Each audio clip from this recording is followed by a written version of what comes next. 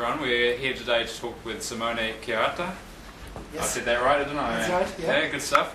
Who works on the subtext blogging engine, and also you've built a new Vista gadget to do some cruise control monitoring. Yes. So welcome. Welcome. Good to have you here. So tell us a little bit about subtext. It's blogging engine.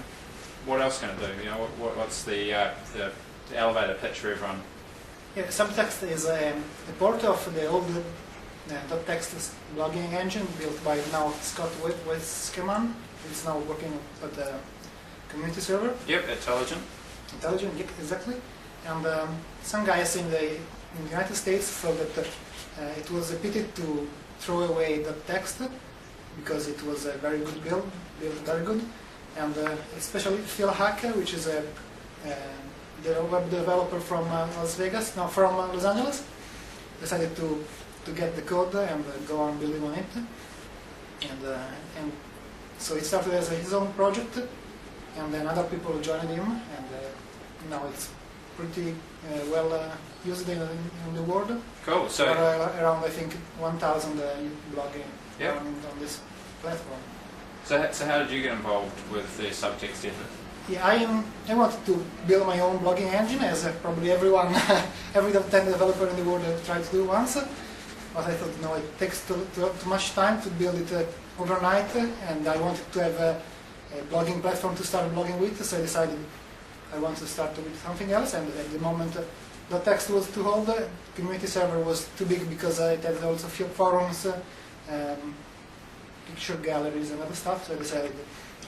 And so subtext, and I think it was quite cool, and also the logo, the submarine was quite impressive. So I decided I sent an email to Phil Hacker and said, "Oh, would you mind if I join the subtext team?" And I said, "No, it's fine, you can join." So and we started, and now I'm one of the core team, part of the core team, together with Steve Harmon, and Phil Hacker as well. So how many people are involved in this? Because it's really it's an open source community effort, isn't it? Exactly, and there are mainly three developers, which is the main three developers are me, Phil Hacker, and Steve. Yep.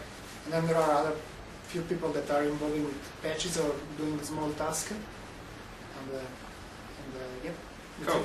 And now at the moment I'm involved in the development of the plugin SDK that will allow people to build plugins for doing almost everything that you cannot do with the subtext core engine. Okay. So with the sort of open source development on .NET, are you really using the same sort of techniques or tools that you would be using in your sort of standard development? I mean, yes. Still using Visual Studio, still using maybe like SourceSafe or something like that, or what are you using? Of course, we are using Visual Studio because it's not the only tool to build the .NET solutions. Yep. But we are using Subversion as source control because we are spread all over the world, so we want, and it's difficult to use Visual Studio, Visual SourceSafe on a web environment, and the Team Foundation server is not open source, so we cannot. You have to pay a license to have it. Yep. So we don't have it. So Subversion, and then we are using the cruisecontrol.net to monitor the builds, and MB unit for the unit testing, and Encover and other tool like this to monitor the build. Yep. Are there any tools that you would now use that you didn't sort of get in place at the beginning of the project? Pardon? Are there any tools that you would rather use now that you didn't get in place at the beginning of the project? No, it's fine. No. Okay. Yeah. So where can I go to learn more about subtext or to get subtext onto my machine? There is the website. The main website is www.subtextproject.com, and also the SourceForge page. I don't remember the URL, but should be something like sourceforge.net/project/subtext or something like this. Cool. Well, we can get the URL up there for everyone taking a look at this. Yeah. Now, the other thing you're involved with is a little gadget, a Vista sidebar gadget. I love gadgets, as you well know. And you've built a gadget for allowing cruise control status to be viewed from the sidebar. Yes, is that right? exactly. Yep. I decided to build this after your presentation at the Microsoft here in Wellington, and I decided that monitoring something that is constantly is one thing that can be done very well with the gadget because it's always there on your desktop.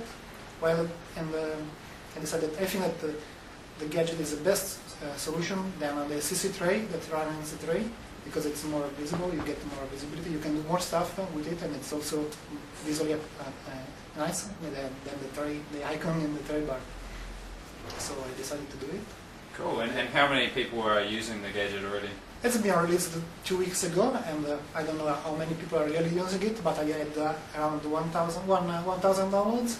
So it seems that it's getting used more and more. And what sort of time commitment have you needed to put to making the gadget? Building a gadget is very straightforward. It's just like building a web page with JavaScript and CSS and HTML. And I think I spent 2 or 3 days building it, and some day in the night, sometimes coming here on Saturday. Yep. And I think it's quite interesting. Cool. So it just goes to show that it doesn't really take much effort to get some of these great little tools out the door. Yeah. So one last thing I wanted to ask you about, Simone, and that's you recently sort of moved to New Zealand from Italy. Can you tell us a little bit about how you've found New Zealand, and particularly the development community in New Zealand? What differences do you see to what you had in Italy? Yeah.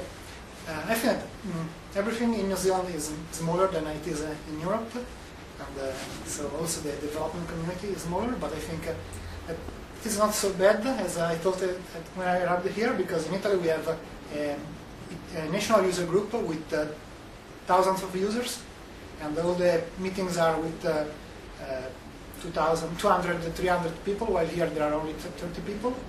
So I think it's not that bad to have less people attending the events, because you get to know everybody, while if you have 1,000 people, you just hang around and stay on yourself.